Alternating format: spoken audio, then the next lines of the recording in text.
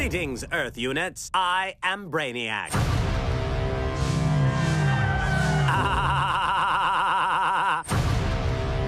An all-new Lego movie. Hello, this is Mark Howell with Skewed and I am with Kari, Walgreen.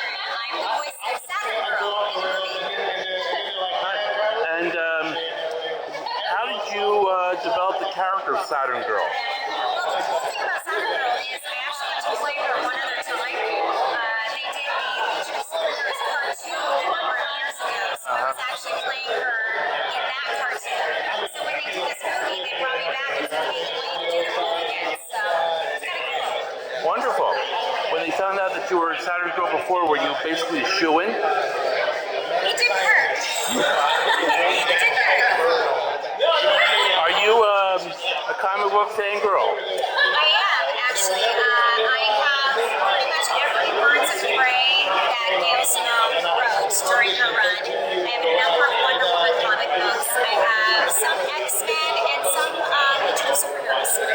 So you cross both universes. I do. I dabble. And how does she interact with the guys? With the Lego universe, there's always a little bit more humor involved with it, so we definitely have the team spirit of the Legion of Superheroes with a little bit more comedy thrown in there too. So she gets along with the guys, but she doesn't take a lot of crap from them. Is it more of the guys doing the testosterone and the girls with the brains? I don't know. I think the girls can bring the power too, so it's a nice mix of brains and rock. And I am with? James Arnold Taylor, the voice of the Flash, the fastest man alive. And how was doing the Flash? The Flash is one of my all-time favorite characters, and so what a great honor to be able to play him in all these Justice League comics, films, Lego films. I love the Flash because he can run very fast, but he's also, I think, the funniest character in all of this. And without the Flash in this, the whole movie would be pointless. He saves the day. It's true. You said he saves the day. How does he do that? Well, I can't tell you that because then it would give it away. Well, I'll give you a hint. He has a treadmill that if he doesn't run on it, bad things can happen. We know the Flash is happy to run, so he's happy to save the day. But that's all I'm going to say. Because if you know too much, come on. How does he interact with with Supergirl, Wonder Woman?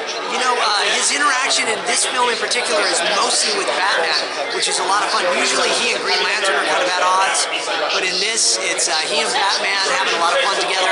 He's trying to make Batman laugh. He's trying to make Batman crack a smile, and it's just not going to happen. He keeps trying. Any knock-knock jokes? No, I got to work on some Flash knock-knock jokes.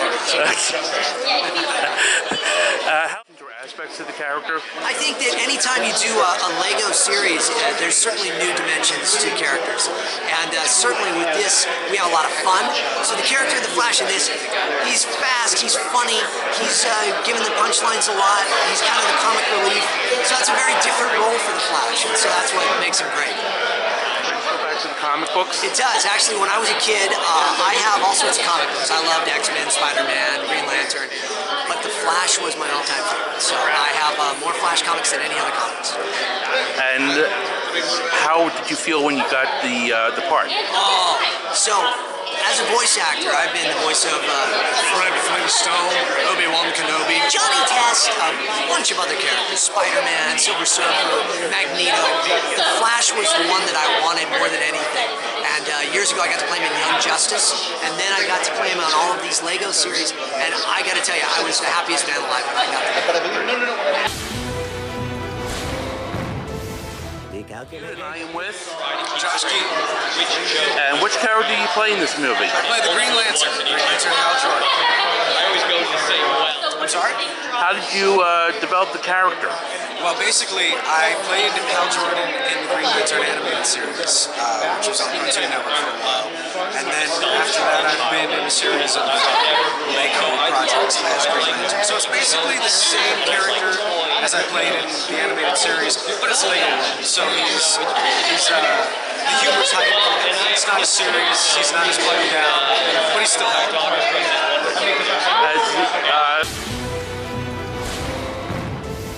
Recalculating. This is Mark Arnold with Skewed and Reviewed, and I am with Rick Morales, director. And when did this story start? How was the creative process on this? Oh gosh, well it's been a while.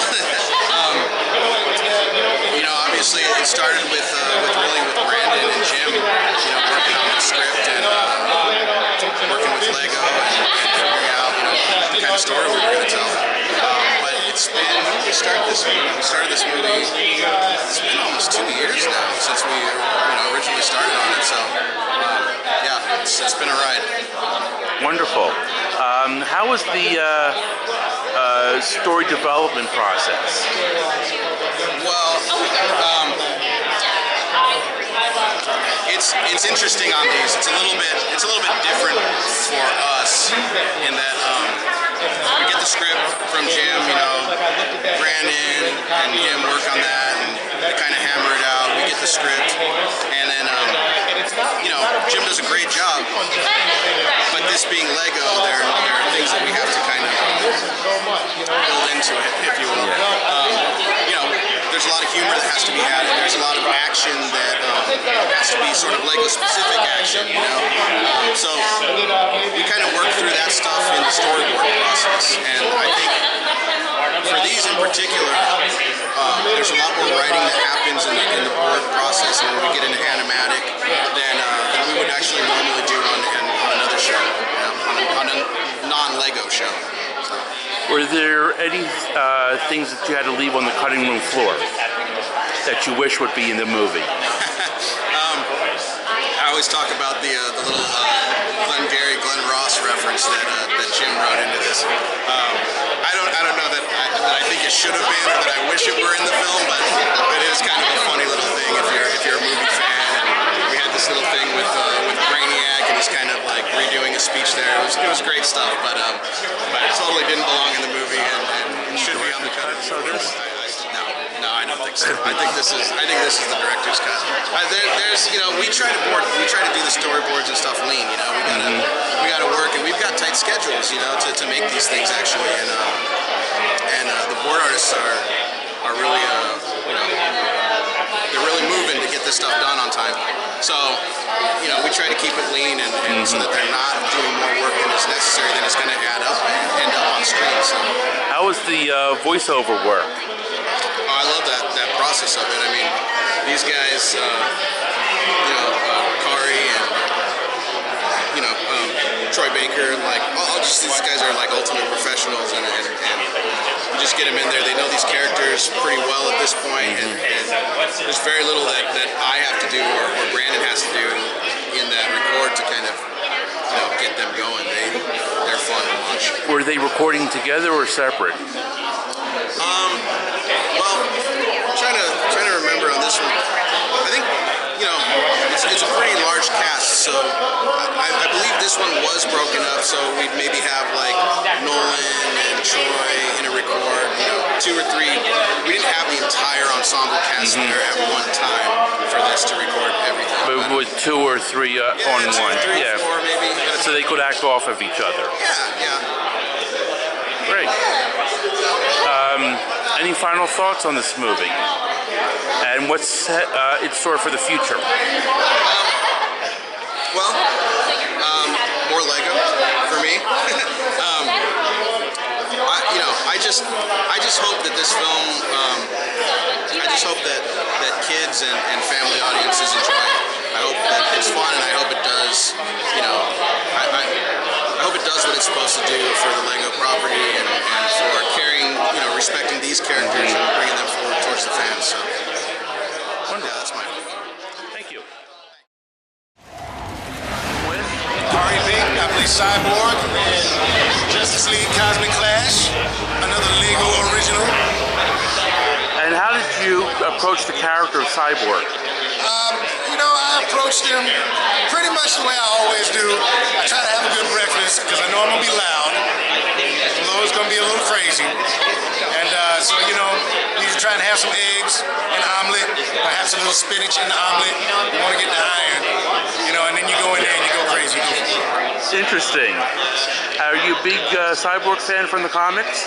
Yeah. Actually, when I was a kid, I bought the new Teen Titans and because Cyborg was on the side of that cover, with Robin in the middle and Raven was over the top of everybody, and I looked at that and I was like, I can be that guy. And I was like, I'm gonna buy that comic book. And then I got the audition for Cyborg 13 years ago, and I've been playing him in some shape or form, for the last 13 years now. So it's crazy. Wonderful. What was that first job you had with Cyborg? It was the first Teen Titans series. First Teen Titans Go. It was not Teen Titans Go, but Teen Titans on Cartoon Network. And so then we did some shorts, and then we did a movie, and then we did. Now we're doing Teen Titans Go, and now I get to do Lego Teen Titans and movies every once in a while when they let me jump in there and do it. It's awesome. Did you bring out any characterizations of Cyborg that weren't in the comics? I think he's probably a little more exuberant in my characterization.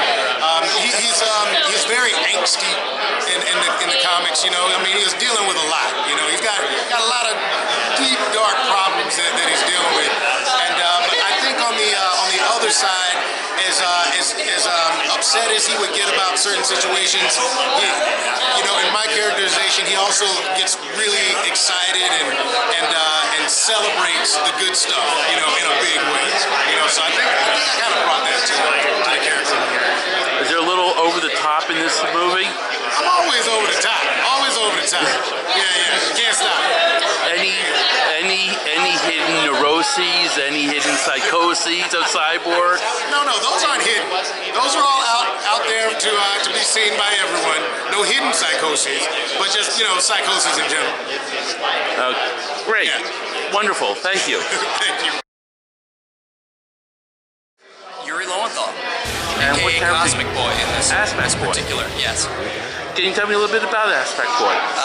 Cosmic Boy is he's the leader of the Legion of Superheroes, but he's generally the only one who thinks that he's the leader. The rest of the Legionnaires don't always pay attention to that aspect, but he holds to it very tightly. He's a bit of a straight edge, this guy. And I take that leads to a lot of conflicts? Yes, conflicts and comedy. How does he react when Superman or Batman start giving the orders? Well, because there are so many characters in this movie, he doesn't have a lot of interaction with both Superman and Batman, but you can imagine when you get a couple of guys in the same room and each one thinks that they're the top dog, it can get frustrating. Sounds funny. How does he interact with the females? Cosmic Boy, much like, I don't think he treats the females any different than the males, but he just treats everybody else like he's in charge, and the girls tend to cotton to that a little less than even the males do. Sounds funny. Yeah. That's one of the things I love about the Lego franchise of these movies, or their exploration of these movies, is that they lean hard into the comedy, and I applaud them for that, because it's not just cheap comedy or comedy that's talking down to fans and viewers and this is just for kids. It's jokes that run deep. I know a lot of these writers, and I know they've been fans ever since they were kids of these books, and they understand what we get. Wonderful. Is this the first time you're playing the character? This is the first time I'm playing Cosmic Boy. I was in a show called Legion of Superheroes back in the day, but I was playing Superman. I was playing a younger version of Superman back then. So it was a different experience, because Will Wheaton was playing Cosmic Boy at that point. So I sort of, I'm not going to lie, I cheated a little bit. I sort of took what Will Wheaton did in the show that we used to be on together, and I just sort of pushed it from there. And did you put any different twists on that? Yeah, because I can't help but do that just because I'm not Will. So I obviously infused it with someone from I Am, but Will had pretty much nailed it back then. So I just